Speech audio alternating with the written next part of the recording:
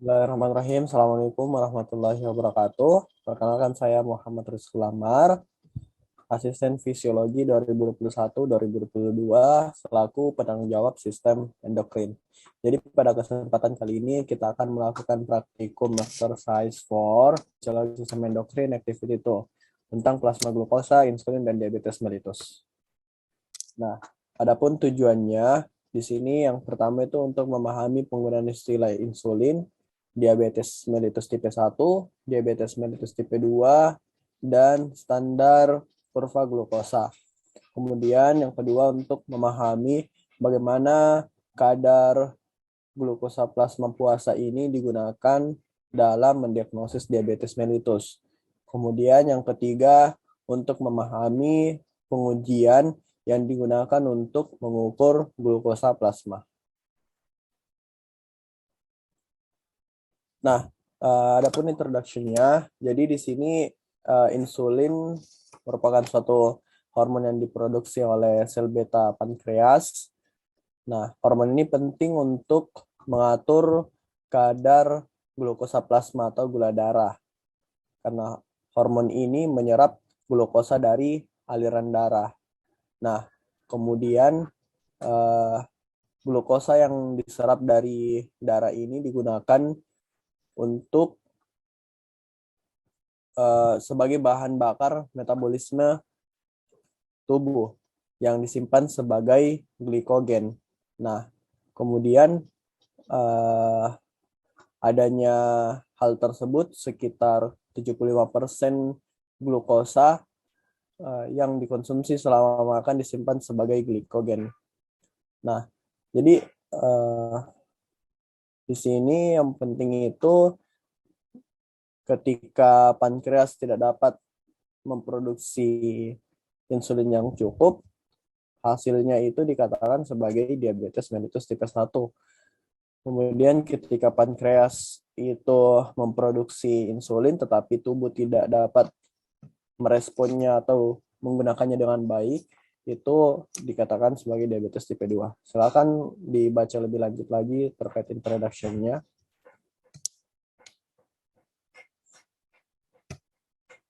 Nah, jadi untuk kegiatan ini dibagi menjadi dua bagian.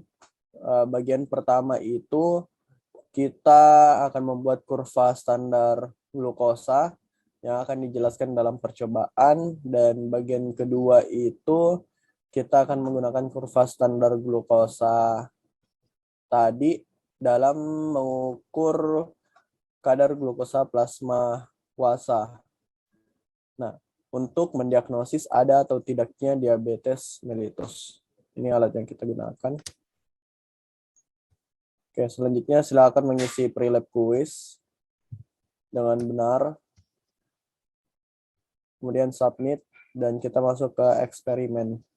Nah, di sini eksperimen yang pertama itu kita akan mengembangkan kurva standar glukosa pada aktivitas ini. Nah, di sini kita meletakkan tabung dulu di masing-masing tempat, tabung 1 sampai tabung 5. Nah, kemudian di sini kita memberikan glukosa ke masing-masing tabung dari tabung 1 ke tabung 2. Nah, di sini untuk tetesannya berbeda-beda. Sini bisa kita lihat tabung 5 mendapatkan 5 tetes. Oke, setelah itu kita campurkan lagi deonozat ke dalam masing-masing tabung. Nah, setelah itu kita klik mix untuk mencampurnya. Kemudian kita sentrifus. Setelah kita sentrifus, kita remove pellet untuk kemudian meletakkan lagi reagent enzim colornya ke dalam tabung tersebut. Masing-masing tabung mendapatkan 5 tetes reagent.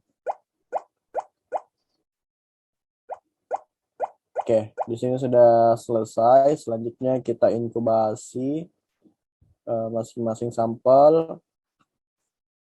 Nah, setelah itu silahkan untuk mengisi jawaban di sini, isi dengan benar.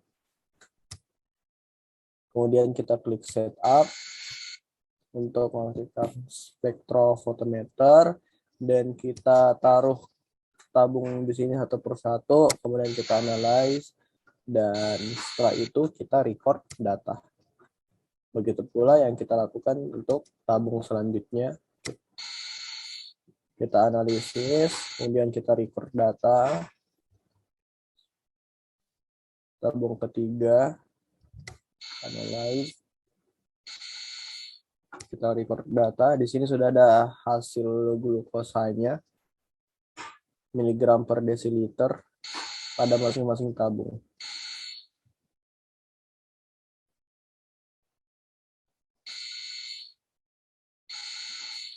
Oke, baik, sudah selesai. Selanjutnya kita klik standar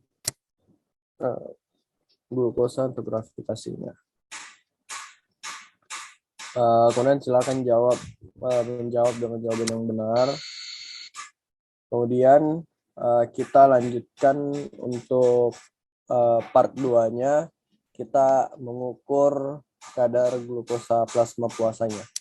Nah, di sini sama juga, kita letakkan lagi tabung 1 sampai tabung 5.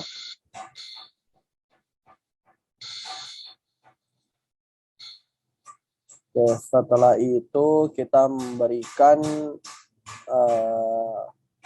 sampel kepada masing-masing tabung.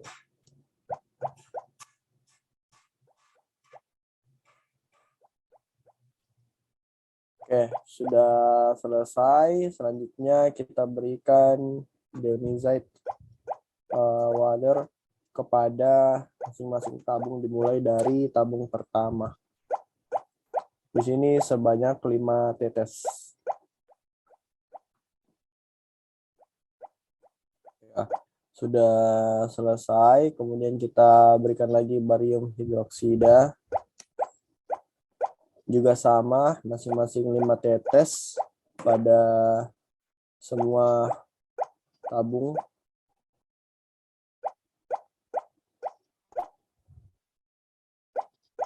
Ya, setelah itu kita berikan lagi heparin.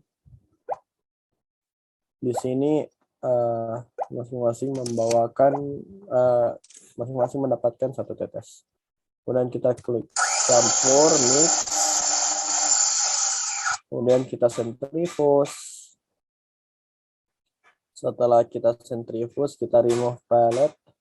Dan kemudian kita memberikan region enzyme color. Di sini masing-masing tabung mendapatkan 5 tetes.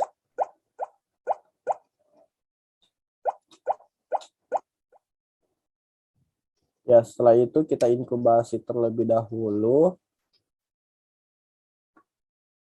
Kemudian kita setup untuk spektrofotometernya. Kemudian kita klik dulu untuk membuat kurvanya. Dan kita masukkan tabung 1 ke dalam spektro dan analyze. Nah, setelah itu di sini kita klik di daerah perpotongan penyimpangan kurva tersebut dan record data. Begitu pula dengan tabung 2. Kita analisis dulu. Setelah itu,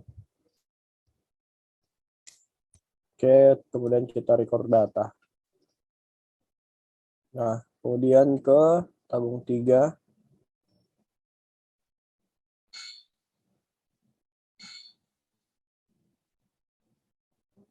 Kita meletakkan kurvanya, kemudian kita record data.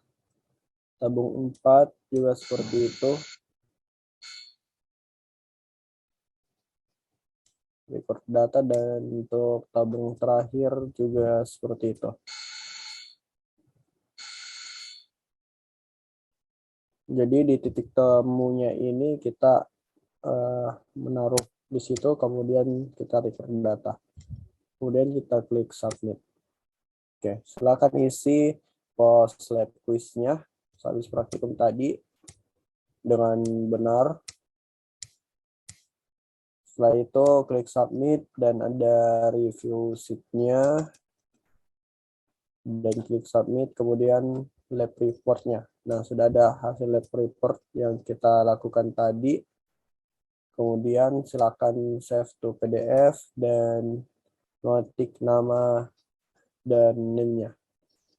Oke, mungkin itu saja terkait exercise 4 fisiologi sistem endokrin. Untuk activity itu terkait glukosa, insulin, dan diabetes mellitus. Selamat belajar. Sekian dari saya. Assalamualaikum warahmatullahi wabarakatuh.